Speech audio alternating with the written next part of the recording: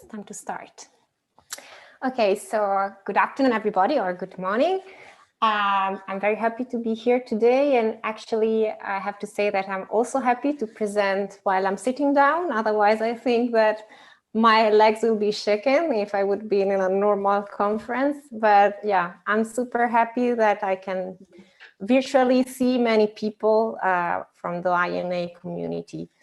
The first thing that I want to say is that I want to thank the NannoTalks committee, and especially Baptiste, Clara, but also Felipe for inviting me and for check that everything was fine.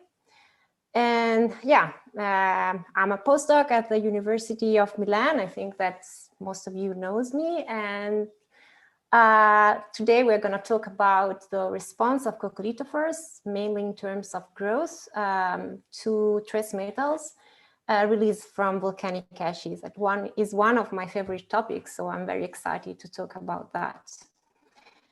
The second thing that I want to say is that, of course, this is not my a project that I'm doing by myself. So I want to introduce my co-author that are coming from different institutes. So first of all,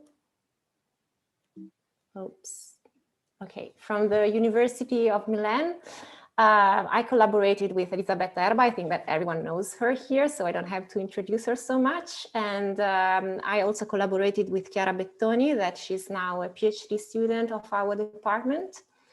I'm going to talk about experiment that I performed in Germany at the AVI in Bremenhaven, and I was part of the research group led by Scarlett Rimborn, with whom I discussed a lot about how to perform these experiments. And I collaborated with Florian Koch, and also I really needed the help of Christian Wolkner.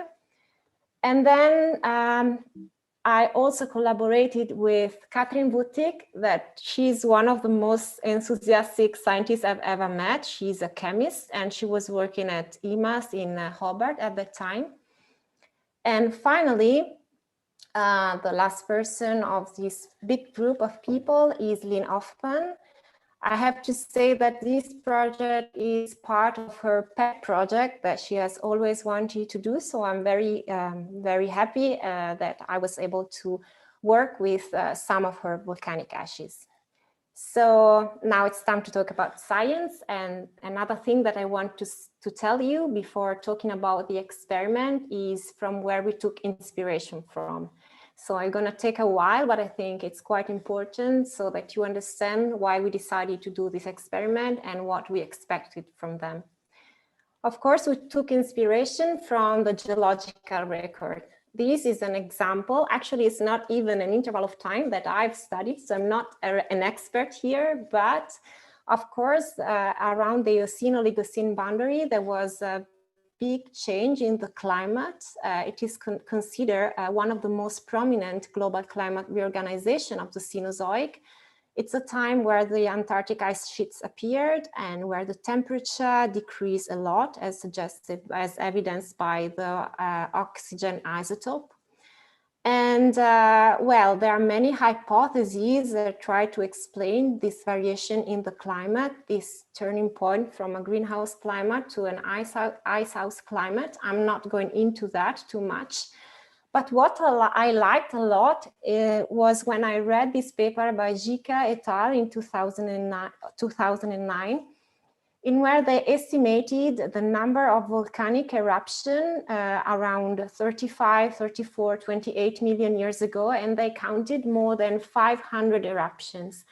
That means that there was one eruption every 13,000 years. Some of them, they were closer, some of them not so close. And so they asked themselves if this volcanic eruption could have influenced the climate. These volcanic eruptions were subaerial, and so there might have been different consequences. For example, this eruption produced for sure gases like sulfur that, for example, sulfur generally react to it and produce sulfuric acid that can be backscattered or reduce the solar radiation that reach the surface of the Earth. So this might be one reason for which we have this reduction in temperature, but another possibility is that this very extreme, very large eruption could have fertilized the surface of the ocean because they produce ashes, and these ashes could have promoted the algae growth that in turn would have reduced the carbon dioxide in the ocean and in the atmosphere. So in this paper, the author they hypothesize that volcanism could have been a kick for additional cooling and reduction in carbon dioxide. If we go not so far away from today and we look at this reconstruction made by Carter et al. In 2009, and we look at the carbon dioxide anomalies, you can easily see that after the very big eruptions, like after the Mount St. Helens eruption or the super famous Pinatubo eruption in 1991, there's a reduction in carbon dioxide. It is easy to think that one possibility is again that the ashes produced by this eruption reduce the radiation, the solar radiation, and so they reduce the temperature of the Earth for some years. But it's also easy to follow this equation. Volcanic ash supply trace metals on the surface of the ocean. Trace metals fertilize the ocean. They increase the photosynthetic conversion of carbon dioxide to organic carbon, and in turn, they decrease the oceanic carbon dioxide. Let's say in a very easy way, it's like if the organic carbon pump was accelerated, and therefore we can imagine this because the settling and the boreal of fraction of particulate organic carbon could have induced a long-term reduction of atmospheric carbon dioxide and global cooling. But as I think that most of you know, in my research group, we study for quite a long time, and we're still studying the Cretaceous oceanic anoxic events. And this is just to tell you where we took inspiration from. And during these oceanic anoxic events, we studied and we observed variations in sizes and morphology of calcareous nanoplankton. With sizes, I mean that we saw a reduction of some species that we call dwarfism, and we also observed some malformation, meaning that some species modify their shape, they became more or less elliptical. And we found out that these variations in the oceanic anoxic event, for example, in the oceanic anoxic event 1A of the Aptian and oceanic anoxic event 2 of the Cenomanian Turonian, were coeval with trace metal peaks. In that case, we are talking about a different kind of volcanism that produces trace metal peaks, because Cretaceous oceanic anoxic events are related to the formations of large igneous provinces, therefore to submarine volcanism.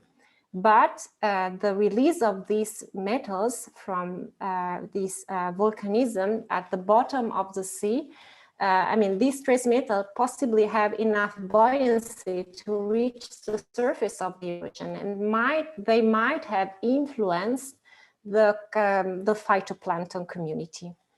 So when we took all this information together, we decided to have a look at what could happen or what is happening nowadays in living coccolithophores, and we decided to perform some experiments.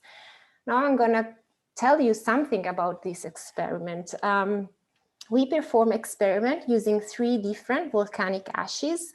Why we decided to choose these 3 ashes? One is the ash from Eyjafjallajökull from the eruption in 2010. One is from the Greenstone ash, again from Iceland, from the eruption in 2011. And the last one is from Chile, from the big eruption of 2015 of the Calbuco volcano. We chose these 3 ashes because we needed quite a big amount of ash to perform this experiment. And actually, it's not so easy to get ashes after an eruption, because to perform this experiment, we needed ashes that didn't take any rain. So someone needed to go and get them as soon as possible. So they're like diamonds for me, because they're super precious. And we performed this experiment, as I said before, at Avi. And we use a trace metal clean technique. So we use a procedure that allow us to reduce the contamination from other trace metal. That is quite challenging and took quite a long time. And for that reason, the experiments were performed in duplicates, because it was, it was a very long procedure to have all the material that we needed clean and ready for the experiments. Another big thing of this experiment is that we used as a background water for our experiment, the water collected from the Southern Ocean and from the Drake Passage. This was a big gift from the Algae.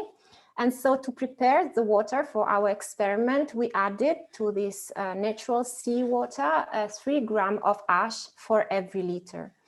And then the procedure, we had to shaken these bottles with ash and water for 10 minutes. Then we left everything to be settling, and then we filter this water plus ash. What we did subsequently was to put this solution of water plus trace metal released by the ash with different concentration. And at the end, we obtained 7 different concentrations of ash that goes from 0.15 micrograms up to 3 grams of ash per liter. Why we decided to do that? Because we wanted to imagine to be next to the source, and then more ash, we expected more ash to be settled. And then we went from the source to far away from the volcano. And so we imagined a lower amount of ash inside our bottle for our experiments. What we used for our experiment, where we wanted to be consistent, and so we used 2 strains of EX, of Emiliania axillei, that were also coming from the Southern Ocean. So we took these 2 strains, 503 and 530, that we took from the Australian collection. And just a few more notes about the experiment. In our experiment, we didn't put any trace metals or any chelate like EDTA, because since we were using natural seawater, we wanted to see how the algae reacted using natural chelate. There was one exception, because in our experiment, we used 2 controls, let's call them like that. In one control, we didn't put anything, so just natural seawater, no chelate, no EDTA, and no trace metal. On the other side, so on the opposite side, we put trace metal following the receipt that is called F-2 and EDTA, so also the chelate. That means that in that situation, the algae had everything they needed, all the metals that they needed to grow. And in between, there are the ashes, different ashes concentration. The experiment, the experiment ended when the algae were still in their exponential phases.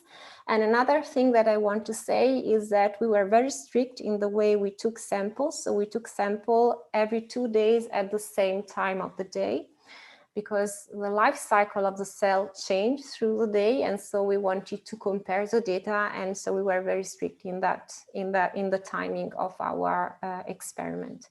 What we look at the cell concentration to calculate the growth rate, at the cocosphere and the cell size, and also at the photosynthetic efficiency, which is a measurement of the chlorophyll fluorescence, and this is fundamental to understand the performance of the photosynthetic apparatus. It means that when the values are low, the algae are under any kind of stress, maybe nutrients or trace metal limitation. When the values are high, the algae are able to photosynthesize properly and are not under any kind of stressful conditions. Then, of course, we look at the coccolith produced by these algae. So we made some measurements about the size of the coccolith, the number of the different elements that compose the coccolith. And we look also at we quantify the shape of the coccolith. So we quantify the number of malformed, incomplete, or normal coccolith as well, of course. Okay, it's time to show you the results now. And the first result is that we don't have result for the Chile ash experiments because our algae didn't grow at all with this ash. We were very disappointed because actually this was the first experiment that we performed. And so I asked myself many times if I did something wrong. And so we performed this experiment twice and we obtained the same result. I will try to explain you later on. We try an explanation for this, and I will try to explain that later, but just keep that in mind. So I can show you only the result for the 2 Icelandic ash, and I will guide you through this graph now.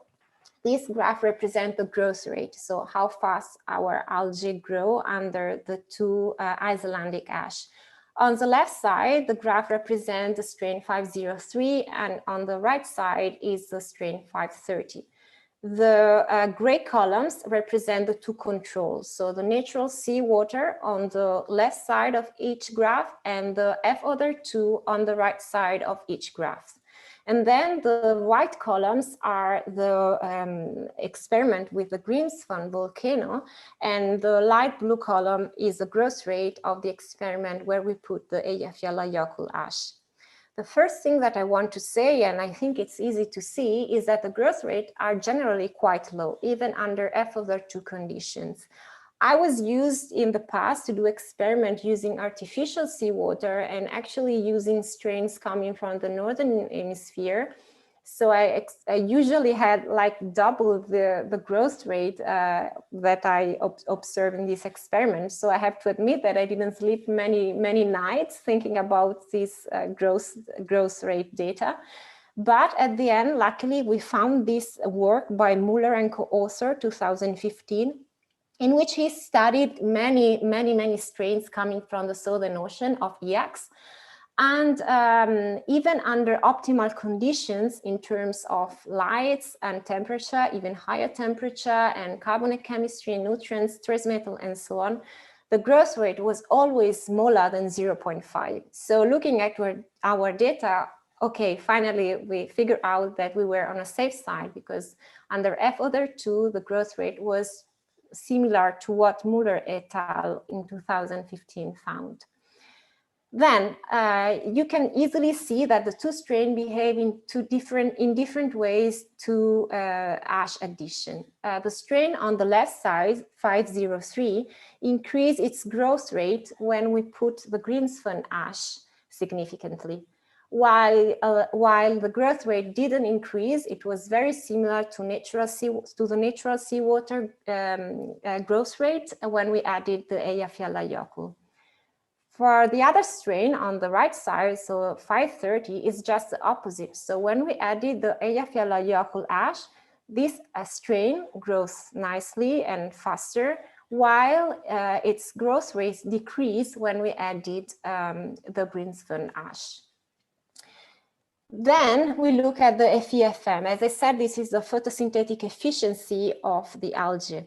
And the data are really nice. So if you look at the left graph for the strain 503, you can see that in natural seawater, the FEFM value is super low. It means that the algae were under some kind of stress, possibly due to trace metal limitation.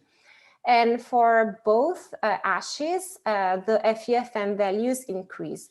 Let's say that FEFM values are good when they are above 0.35, let's say. So the algae were in a good shape when we added ash in that case. For the other strain on the right side, so for the strain 530, the FEFM values is not so bad in natural seawater, even if it's not optimal. And it increased a lot under the Eyjafjallajökull ash addition, while for the Greenspan, the FEFM values are very low, and it follows actually the growth rate pattern, if you remember the slide before.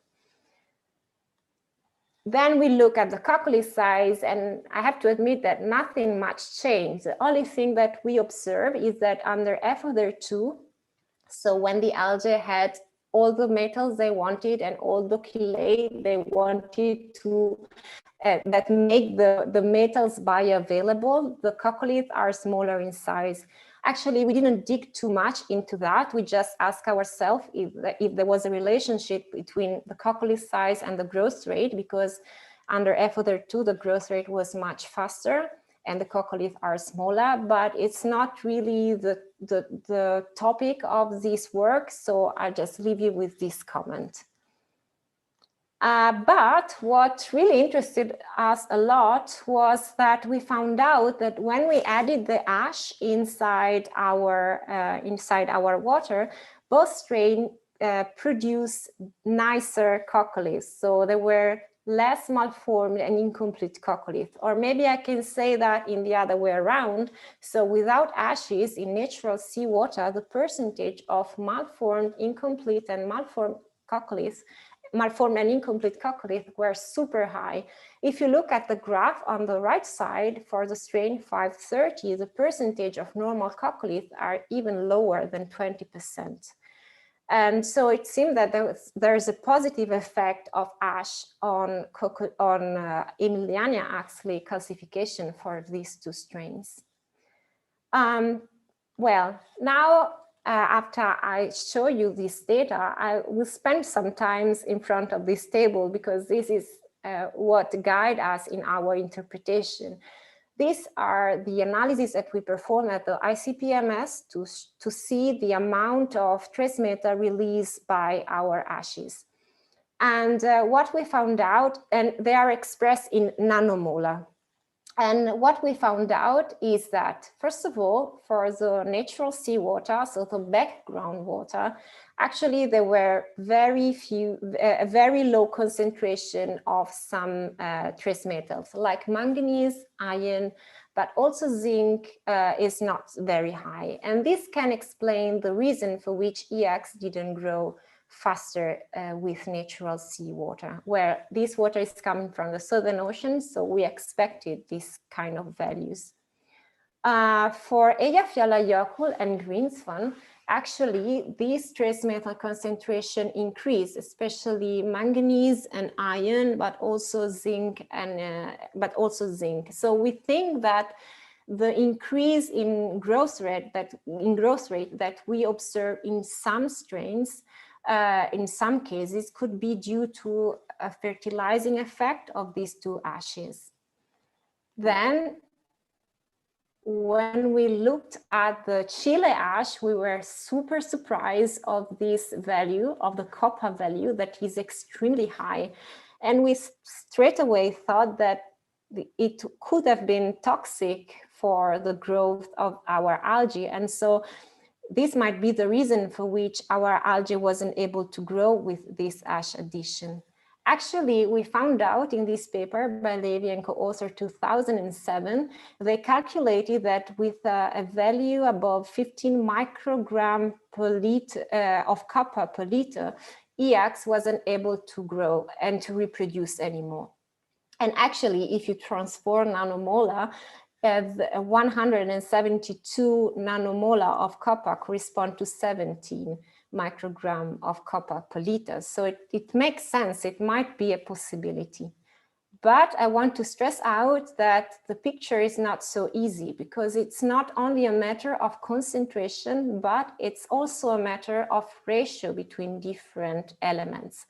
For example, there is a possibility that that the manganese was the one that induced the that didn't protect, like that, the algae, because the manganese, it is known, at least for diatoms, that the manganese can block the uptake of some toxic metal into the cells.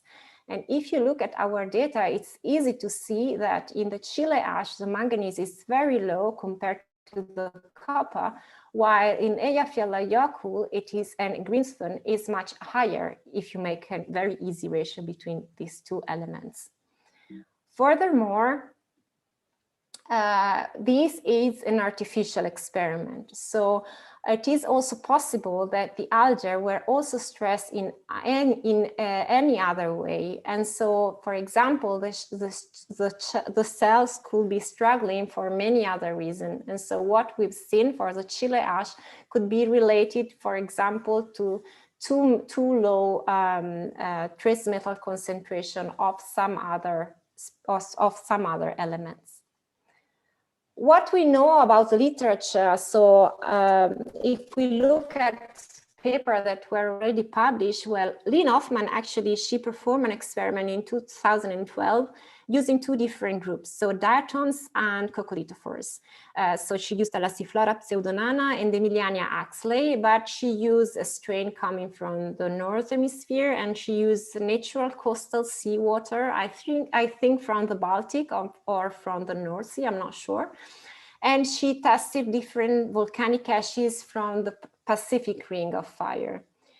If we look at Emiliania axley results of this experiment, so this is the growth rate, and what she found out is it's that even if they increase the concentration of the ash from 0 up to 2.67 gram per liter, in most cases, the growth rate remained very stable. Why? One explanation is that the background water that they used for this experiment, so the coastal natural seawater, was already very rich in trace elements. So if you see the data down in the table, you see that iron, manganese, nickel, and zinc were already quite high. So the only situation where Emiliania axley changed its growth rate is when they tested the Sakurajima ash. This ash actually recorded the highest trace metal concentration. So it is possible that this ash was actually too toxic for this algae.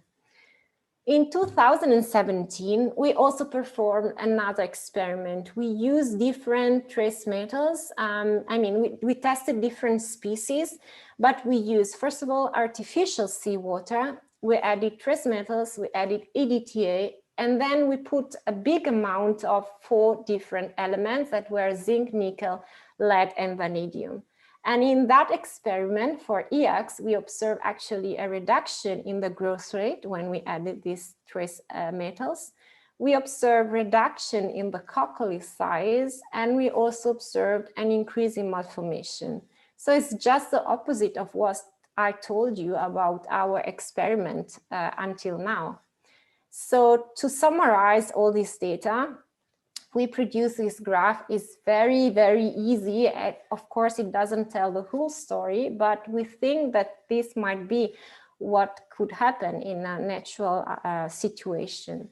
So when you are in a coastal area, the trace metals are already enough. So we are under replete condition. And so if you put more ash, so if you imagine a volcanic eruption, it is possible that this volcanic eruption do not stimulate EX growth.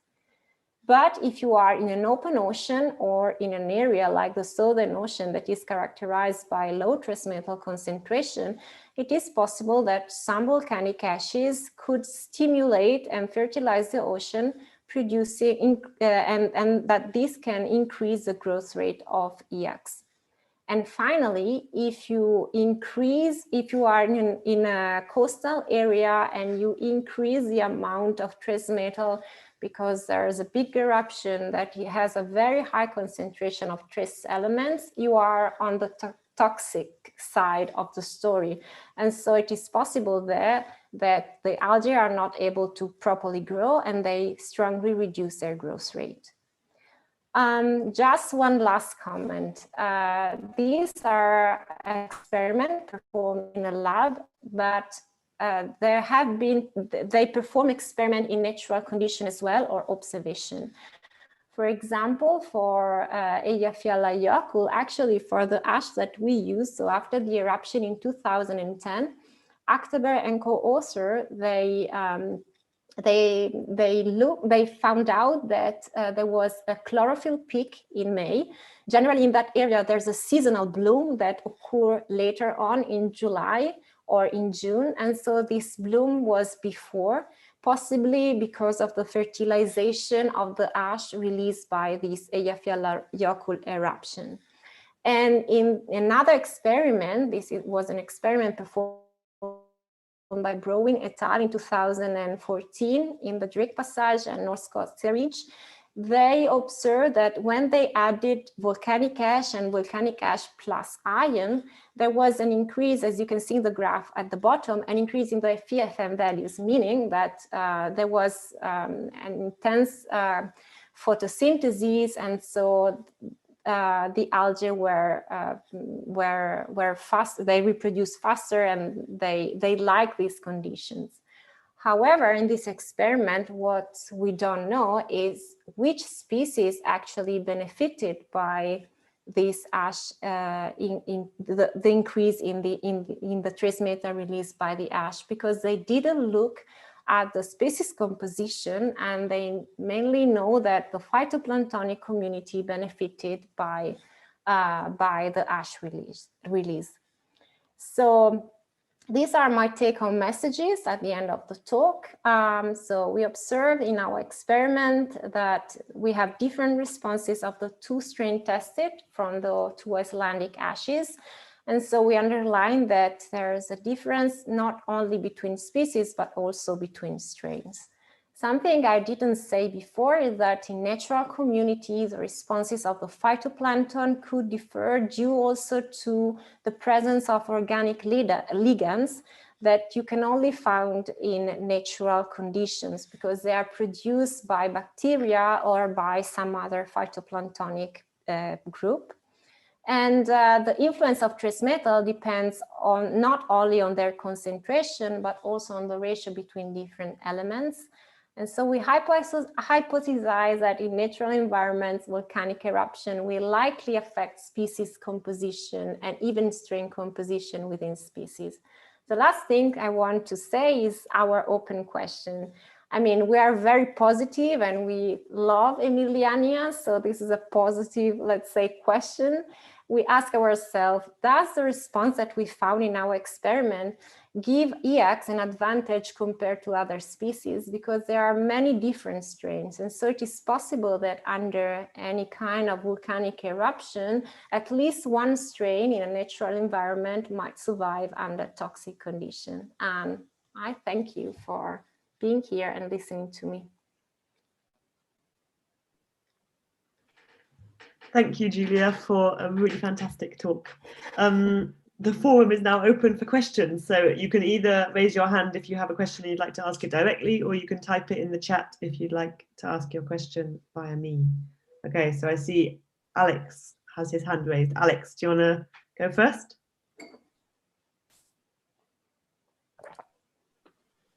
Actually, it was just I was saying that was a really nice talk. I thought that was really interesting. Thank you. So I hadn't realized about the manganese helping with trace metal uptake and also inhibiting the toxic effects. I thought it was quite interesting. Yeah, it is known for diatoms, but they are not really good data for coccolithophores, and it's always like that. But for diatoms, it is like that. I mean, the more manganese, I mean, there's a threshold values above which manganese is toxic for diatoms as well. But below this value, it helps a lot in not taking too much toxic elements inside the cell. Mm-hmm. Excellent. That was kind of just a comment. Thank you. Thanks. Next, Mario has his hand raised. Yes. Well, I have to say that I was really looking forward for hearing someone talk about this subject, you know, and I have so many questions that I will not put every single one, because I would dominate probably the meeting, and that's not fair for the others. But we have to talk. Probably my proposal is that we talk eventually later on whenever you want. Some other, on some other, but for now, I start to look for this perspective from a completely different perspective. Was when I started to study coccolithophores around volcanic islands. I start to wonder if the volcanic activity would be beneficial or could be somehow detrimental, harmful to the development. because in some cases I see a good fossil record or present day assemblages, and in other cases I don't. So probably it plays, as you said, in both ways. It can favor some, it can restrain others. You performed the cultures. That was something that I would love to do, and we were limited here. I was very limited to do it, and I couldn't do it, but you performed those. So that's great, because that will give complementary data to some of our perspectives. But for instance, I would select, I don't know how you, well, you said you selected the volcanic ashes because they were more available. You had the opportunity to have them. And by the way, my congratulations to say the Icelandic name, because I can never say it.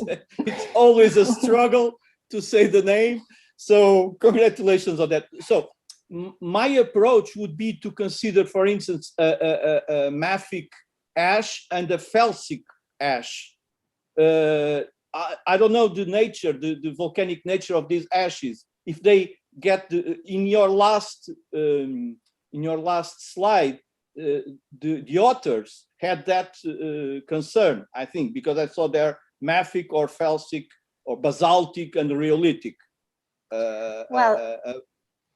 Well, we were more interested in the trace metal released by these ashes, and also this depends on the water that you're using. So it's quite a complicated task, and unluckily for this experiment, we could use ICP-MS only at the end of the experiment. So we went blind somehow, because we didn't know what was inside our ashes, because the ICP-MS was broken as usual. And so, I mean, I think it's, I mean, there's so much to do with volcanic ashes, because volcanism is something that happens sometimes and in so many different ways. So there are many different variables here. So as I said in the last graph, it's not, this was a very easy way to represent our result, but there are so much more things to think about, because as I said, this is also an artificial kind of experiment. So for sure, we can also look at different kind of volcanoes, thinking about different sources. But as I said, it's not even so easy to find good ashes to use in the labs, and the amount that, enough amount of ashes, I have some of them here, but they are not enough for performing this experiment. So of course, makes sense to try different kind of volcanoes with different composition, for sure. Well, you showed that it's important because you used several, and some had a completely different. Well, what we did was to look for the assemblages on cores immediately before and immediately after an ash event. Okay, so in situ, on the bottom sediment, and we could see that the behavior of the assemblages changed from one ash layer to the other. There was not always the same behavior. Some species increased, some species decreased, but it was not always the same behavior. And the volcanic ashes were different, had a different composition. I didn't know the trace elements, but they were more mafic or more felsic. So they had to play, for sure, different role. Well, we haven't published that data yet. And now I have 2 additional cores where we have also just before and just after volcanic ash layers to test again, to see what happens to these assemblages. But I would like very much, I would not take much more time, but I would like very much to discuss these results with you probably later on, and see how we can combine our data, our approaches, to see if our data can be also meaningful for this question of the influence of volcanism in general for the coccolithophores. So My thank pleasure. you very much. Definitely. Thank you. Okay, are there any other questions in the room? Otherwise, I have one in the meantime, if nobody has their hand raised. It was a super interesting talk, and I was interested in whether the addition of more and more ash in your experiments had any effect on the in situ light intensities, and therefore that might have affected the growth rates. Oh, light intensity, not at all in our experiment, because of course we filtered our water, so we didn't have variations in the light. Yeah, this is also another issue, because of course, when you have a volcanic eruption, ashes could be on the surface of the water, and they definitely can influence the euphotic zone in that sense, for sure. But of course, not in this kind of experiment. Yeah. So do you think that if you actually directly added the ash to the water without filtering it, then all the cells would not survive? Or do you think I don't know. I don't know.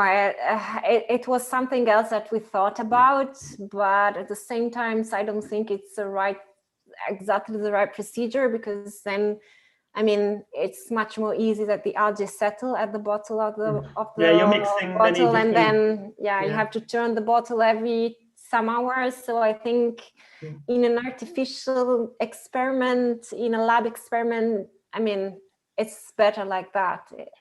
I would say so. Thanks. You're welcome.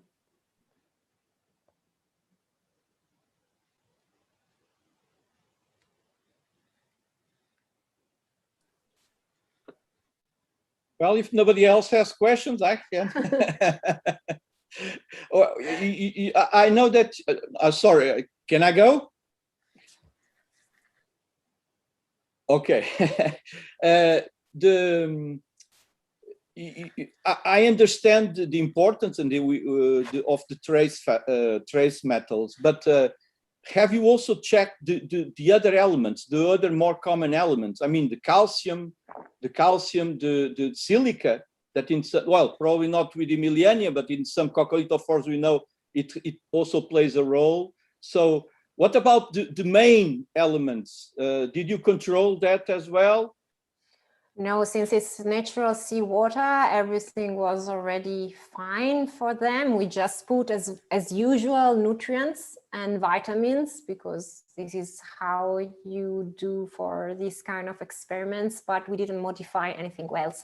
We just check the pH, because of course, if you put some ashes, the pH could have been changed, but it didn't. So, and we didn't do anything else. I mean, they definitely had anything else they needed. If you see the F-2 conditions, so where we put trace metals as well and chelate, they grew nicely. So I think it's not a matter of calcium or anything else. Yeah.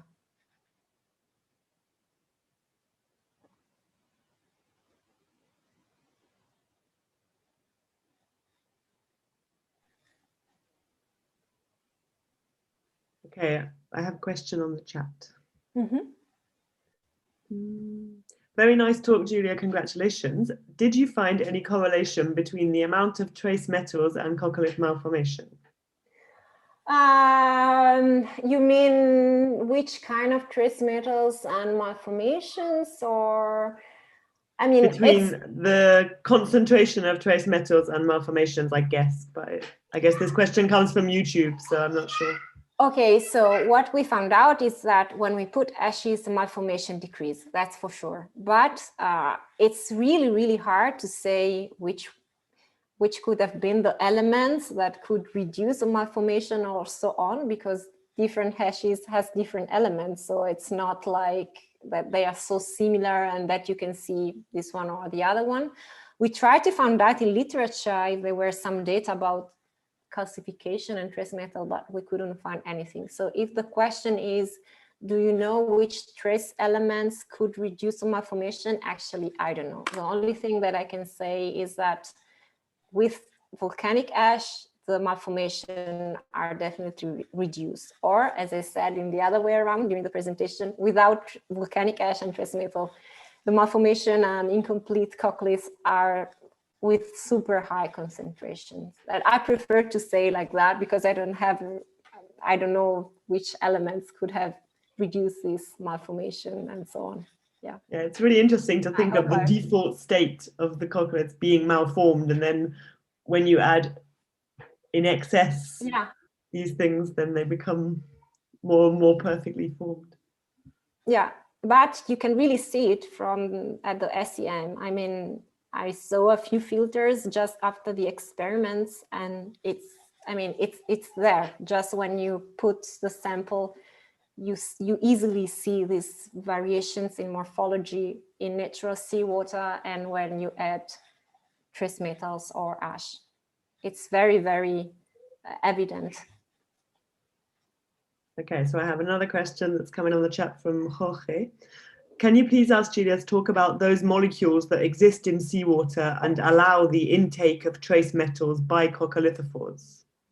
Sorry, I don't understand. I mean, I don't know if I understand the question or if I can. The question is related to how do the coccolithophores take up the trace metals?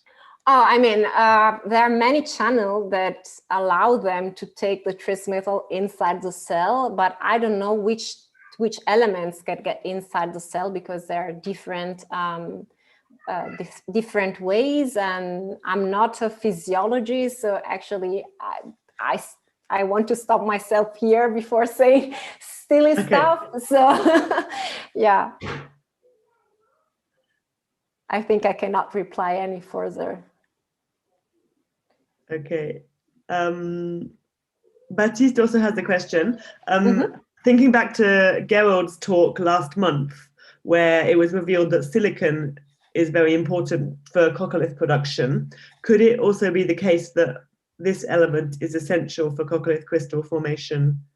Yes, for sure. I mean, I collaborated in a paper by Cinzia Bottini that some of you might have seen. She performed some analysis, and she found out that some trace elements were incorporated inside the coccolith. I mean, she used some of the samples of the experiment I performed in 2017. And she found out that some elements were incorporated into the coccolith, while some others were just on the surface of the coccolith, so they might not have been incorporated. So it's a different task, because it's not so easy to have this kind of analysis. But yeah, it is possible that they play a major role in coccolithophore calcification.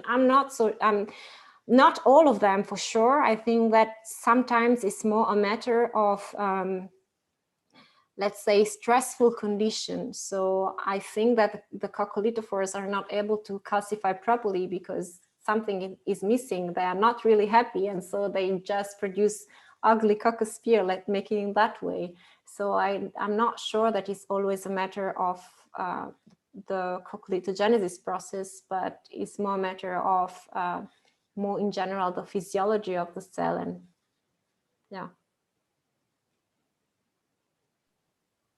Okay, thank you. I think that's all of the questions that have been directed at me. I don't think, apart from Mario, is your hand still raised because you have another question? Now, Juliana, no, wait, Juliana has a question. We'll let you go first. No, mine is not a question. I just want to thank, if anybody else has another question, but anyway, I just say that I want to thank very much Julia for this interesting talk and the excellent project that we really needed something new like this, very interesting. And I want to thank Clara and all the other guys, Baptiste, Felipe, and the Aurora team for this producing this NannoTalks. They keep in touch our community. Thanks again. Thank you. Thank you all for attending. Juliana, your filter is very good. It looks like you're in the film. It's quite windy. It's a very good filter, very good zoom filter. Yeah. A nice day, nice windy day.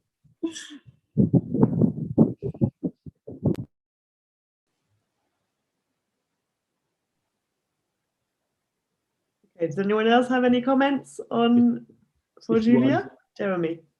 I was a bit this thing about having lots of malformation in the control sample is a little worrying, because in if you look at plankton samples, normally the malformation rate is really low. I know. Culture is often high, so I mean it's really difficult to do this kind of experiment. I would prefer to have your inoculum growing nicely. Yeah, it's true. It's difficult to. I mean, obviously something was interfering with them. It's very difficult to guess what that might be. The default, I mean, the default position out in the ocean is definitely that coccolithophore, that they have low malformation rates. Yeah, that's true. I know that I don't know if it was. I don't know if it was Langer or someone else that performed this experiment using different bottles and to see if you perform experiment using different bottles, if you have more or less malformation, and if you put the bottle on one side or the other side. So I know for sure that in lab experiment, the percentage of malformation are much higher, but for sure here in the different conditions that we tested, there is a strong increase in malformation with no ash and no trace metals compared to the other one. So this is something that I'm sure about, but it makes sense to think that in natural environment, this percentage could be much less. So yeah, for sure. Nice comment. And so you didn't add any macronutrients to your. I added, yeah, phosphate and nitrate for sure. In the and vitamin. So to what?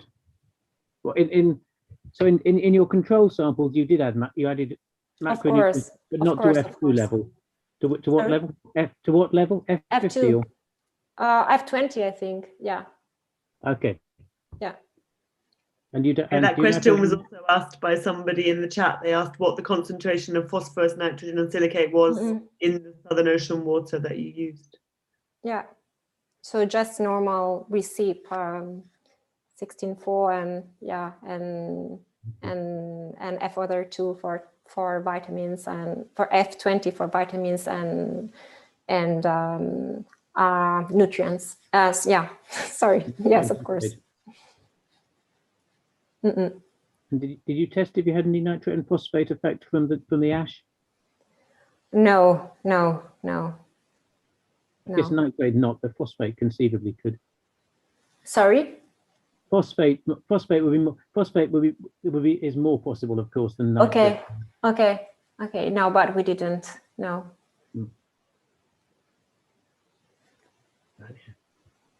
Anyway, nice talk. Thank you. Thank you very much.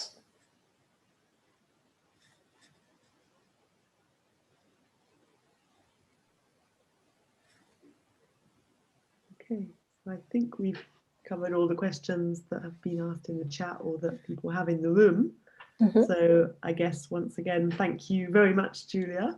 And thank you everybody for attending, and thank you to Aurora Science Communications for helping us put these talks on. And we very much look forward to seeing you next month for another Nano talk. I'll let Felipe play his fade out video.